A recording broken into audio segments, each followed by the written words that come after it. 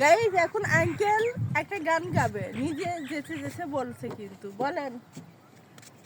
আমি যে প্রেমে পড়েছি, অসাধারণ। আমি যে প্রেমে মরেছি, আমি যে প্রেমে পড়েছি, আমি যে প্রেমে মরেছি, আমি নিজের জন্যই নিজেই যেন মজনু সেজে সেজে ভালোবাসার লাইলিকে খুঁজে চলেছি।